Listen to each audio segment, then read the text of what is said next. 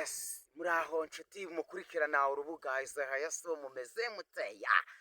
Nababwiye ko nzabazanira ibiganiro bigiye bitandukanye, rero ubu mbazaniye ikindi kiganiro. Murabona uruguri rwiza cyane, murabona ahantu ndahantu bita mu burasirazuba, nshuti bavandimwe, werekeza ndavuga Nyagatare. Murabona ikibaya kiyo hakurya, aho ndavuga ibikuyu, hafi y'umupaka w'u Rwanda na Tanzania. Yego, ni ahantu heza cyane. Mbere ya byose turabanza dushima Imana yaraturinze mu rugendo twakoze, twavuye ahantu bita Gisenyi n'amaguru turaza tugera ahantu bita Nyagatare. Imana yagendanye natwe.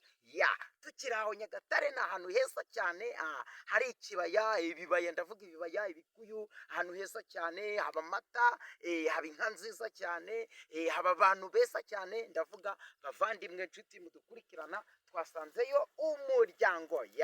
Yego, murabona ko ni ahantu heza rwose. Murabona ndi hafi y'ibiti bita imiyenzi. Imiyenzi rero ni ibiti bigira amata, iyo giciyemo ubona kimeze nk'amata. Narababwiye nti nzajya mbereka ibintu bigiye bitandukanye. Ubu murambona yuko rero ndi ahantu kure cyane.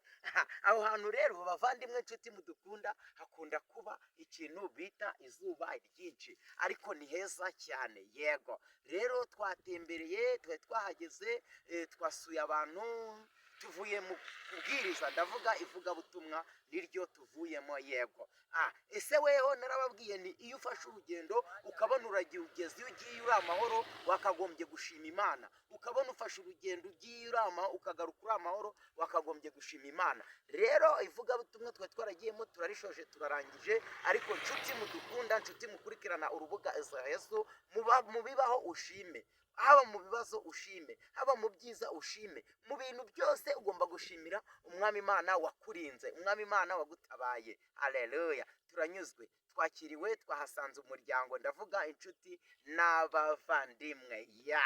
Rero twari tuje gukorera ikiganiro ahangaha. Murabona ni ahantu h'urwuri, ni ahantu heza cyane. Njya mbabwira ko nzajya mbereka ibintu bigiye bitandukanye ahantu hagiye hatandukanye. Ubwo rero narinje nje gukorera ikiganiro ahangaha, ariko nshuti mudukunda, nshuti mudukurikirana, mu bibaho byose ushime. Imana yaraturinze mu nzira, yatugejeje aho twagiye amahoro. Ni ahantu heza cyane, ariko nshuti, topiki y'ikiganiro iravuga iti: iyo ukoze urugendo ukabona ushyitsi ugiye uri amahoro wakagombye gushima Imana. Iyo ukoze urugendo ukabugera iyo ugiye uri amahoro wakagombye guha Imana icyubahiro. Natwe Imana twayishimye, twayihimbaje, twayikoreye uko bisa kose. Yego, dukomeje kuyiragiza uko bukeye uko bwije. Imana iradukunda. Narababwiye nti nzajya mbazanira ibiganiro bigiye bitandukanye. Nshuti mudukunda, bavandimwe bantu mukurikirana urubuga Isaiah So, Yesu yagendanye natwe, ashyikana natwe, kandi nizeye ntashidikanya yuko azasubiranayo natwe amahoro.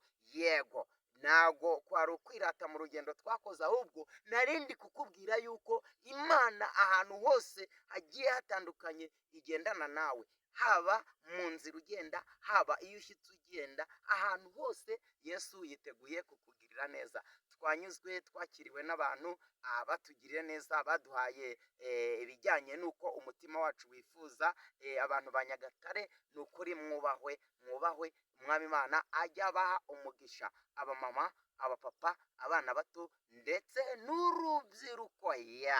Natwe kandi ab'i Rubavu, natwe Imana ijya iduha umugisha, kuko twasuye abavandimwe, nshuti zidukunda. Yes, murakoze rero. Tugiye gusoza, ariko mbere yuko twasoza ndabwira umuntu ukurikirana urubuga Isaiah So, nujya ufata urugendo ugiye ujye wiragiza Imana, nta kabuza Imana izakurinda ahantu hose hagiye hatandukanye. Turabakunda. Yego, mudushyigikire, mukande subscribe, like, comment ku rubuga Isaiah So. Iyo wizeye Yesu byose birashoboka.